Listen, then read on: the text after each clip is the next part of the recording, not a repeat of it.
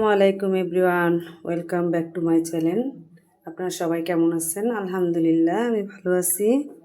শুভ সন্ধ্যা। আপনাদের জন্য শর্টকাট একটি রেসিপি নিয়ে আসছি, সন্ধ্যার নাস্তা। সন্ধ্যাও খাওয়া যায়, আবার সকালেও খাওয়া যায়। এটা হচ্ছে আমি আজকে রান্না করব হচ্ছে কোরিয়ান নুডলস। এর সাথে সবজি সিজন, শীতকালীন সিজনে সব ধরনের সবজি পাওয়া যায়। এজন্য বাচ্চাদের সবজিটা রান্না করলে খেতে চায় না। তো আমরা যেইভাবে পারি, যে পদ্ধতিতেই পারি না কেন, আমরা চেষ্টা করব যেভাবেই হোক বাচ্চাদের সবজিটা খাওয়ানোর জন্য। তো নুডলসের সাথে আজকে আমি সবজি কেটে নিছি, অনেক ঝিরি করে কেটে নিছি। এটা হচ্ছে আপনার গাজরটা ব্রেড ক্রাম্ব দিয়ে সবজি কুচানো মেশিনটা দিয়ে আমি খুব পাতলা করে মানে ঝিরি করে এভাবে আমি কুচি করে নিচ্ছি। আর হচ্ছে সিমগুলাও অনেক কুচি করে নিছি। একটা টমেটো, যেহেতু আমি টমেটো সস ব্যবহার করব, বাচ্চারা একটু বড় করে সবজি কেটে দিলে ওরা সবজিগুলা রেখে দেয়, খেতে চায় না। আর এটা এইভাবে দিলে নুডলসের সাথে মিশে যাবে, ওরা বুঝবেও না। তো আর নিয়েছি চিংড়ি মাছ, অনেকগুলো, বেশ কিছু চিংড়ি মাছ আমি কুচি করে নিছি, মানে ছোট ছোট করে স্লাইস করে কেটে নিছি। আর নিয়েছি পেঁয়াজ আর রসুন কুচি। তো আমি পাস্তা বা নুডলসের মধ্যে রসুন কুচির পরিমাণটা একটু বেশি দিই, একসাথে আমি কেটে নিছি। আর লেবু আর সস, টমেটো সস, আর হচ্ছে নুডলসের মশলা, 2 রকমের। এখন আমি মূল রান্নায় চলে যাব।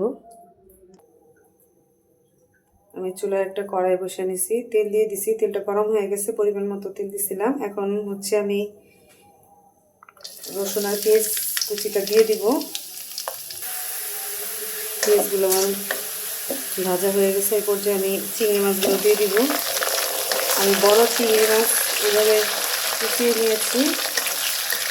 আর হচ্ছে বাচ্চারা অনেক সময় দেখা যায় চিকেন বা চিংড়ি এগুলো দিয়ে পাস্তা কিংবা নুডলসটা খেতে খুব পছন্দ করে। তো হালকা আমি একটু তেলে ভেজে নেব। এটা চিংড়িটা একটু তেলে ভেজে নিচ্ছি। এ পর্যায়ে আমি দিয়ে দিব হাফ চা চামচ জিরার গুঁড়া, হাফ চা চামচ ধনিয়ার গুঁড়া, আর দিয়ে দেব পরিমাণ মতো লবণ। আর হচ্ছে দিয়ে দিব গোলমরিচ। তো আমি হাফ চা চামচই দিব, যেহেতু আমি একটা নুডলস পুরো রান্না করতে গেছি। এখানে আপনারা যদি চান তাহলে টেস্টি সল্টও ব্যবহার করতে পারেন। এখন এই পর্যায়ে আমি সবজিগুলো কেটে রাখছিলাম, ওগুলো সবগুলো দিয়ে দেব।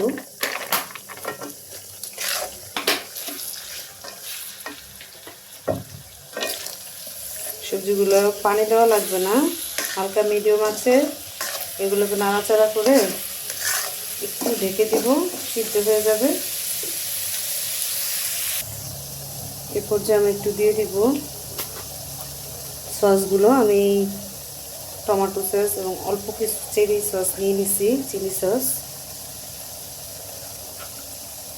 আর 1 চামচ পরিমাণে দিয়ে দিব সয়া সস।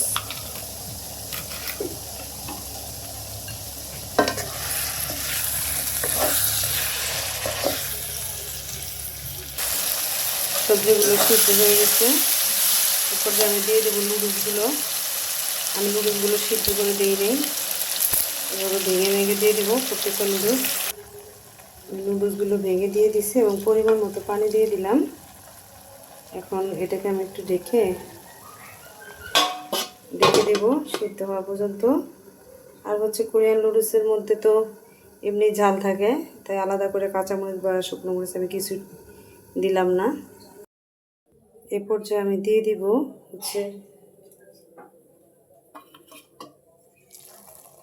হচ্ছে যে মশলাগুলো আমি নিয়ে নিয়েছিলাম নুডলসের, ওগুলো।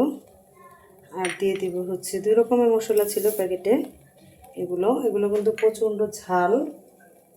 আপনারা আলাদা করে কোনো কাঁচামরিচ কিংবা শুকনো মরিচের গুঁড়ো কিছু ব্যবহার করবেন না, তাহলে প্রচণ্ড ঝাল হয়ে যায়, খাওয়া যায় না। এখন দিয়ে দেব ধনিয়া পাতা কুচি,